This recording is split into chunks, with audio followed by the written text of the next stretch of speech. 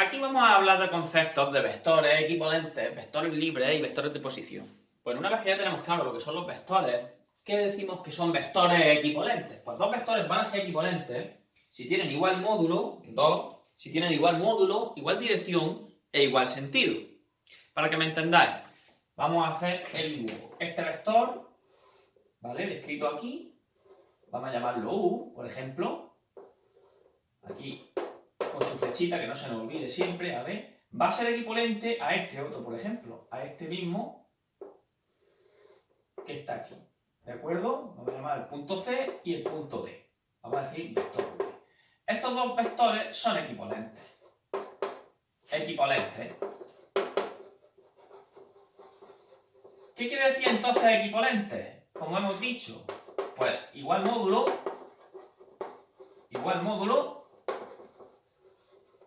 igual dirección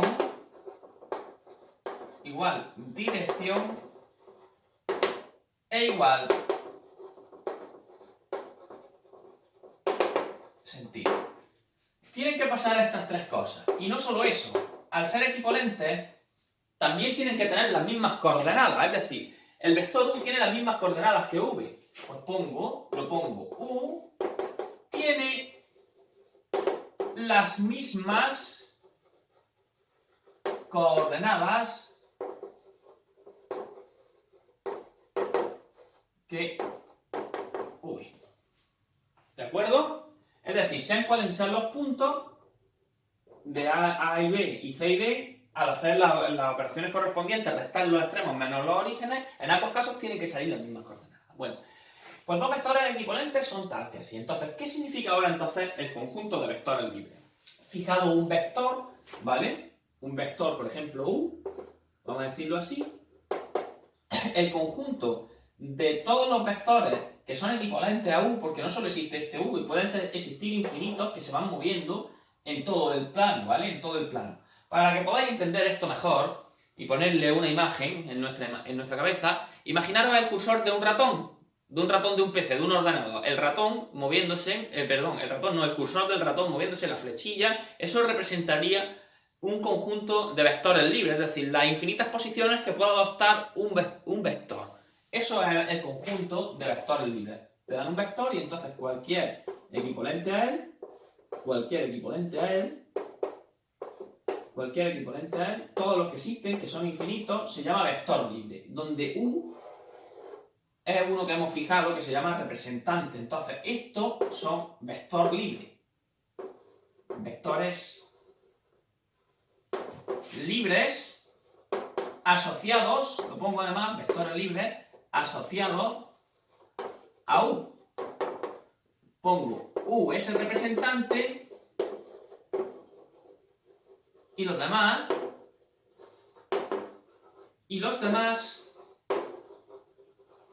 son equivalentes.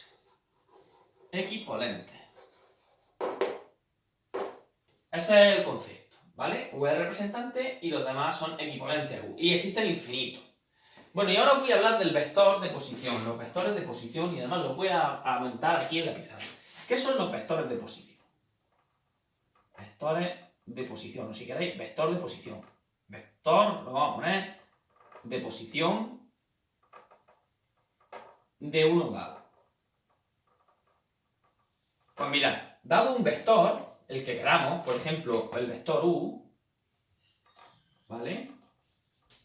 Existen infinitos, ya lo sabemos, que son equivalentes a ese vector. Existen infinitos que son equivalentes a ese vector U. Es decir, podemos trazar un vector equivalente a U aquí, otro vector equivalente a U aquí, otro aquí, otro aquí, otro aquí, otro aquí, todos los que queramos. Tendremos infinitos vectores equivalentes a U. Pero de entre todos, solo hay uno que estará colocado justo con el origen del vector, en el origen de coordenadas, además, en el origen de coordenadas, solo habrá uno equivalente a U. Bueno, pues U' lo llamo. Este vector, ¿vale? El que es equivalente a uno dado que se fija en el origen de coordenadas es el que se llama de posición. Este es el vector de posición. vector de posición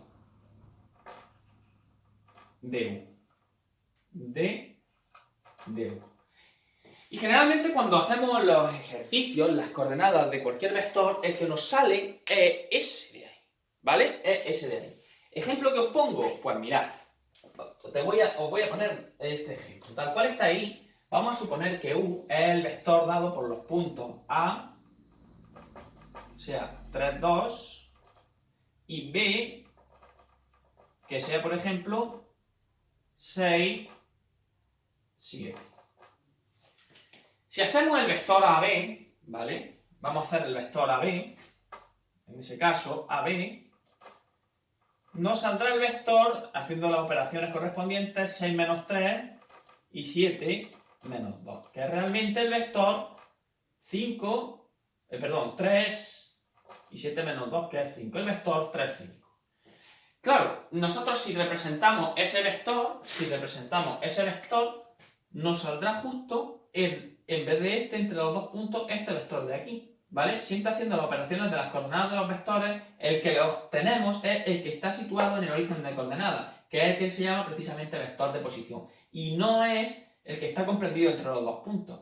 Entonces, ¿cuál es la interpretación geométrica? Insisto de esto. Al calcular las coordenadas de un vector entre dos puntos, el que estamos obteniendo realmente no es el segmento que está entre esos dos puntos, es ese segmento trasladado por el concepto de equipolencia, trasladado al origen de coordenadas. Ese es el vector que estamos obteniendo, que realmente se considera como el mismo, ¿vale? Porque todos están en el mismo conjunto de vectores libres.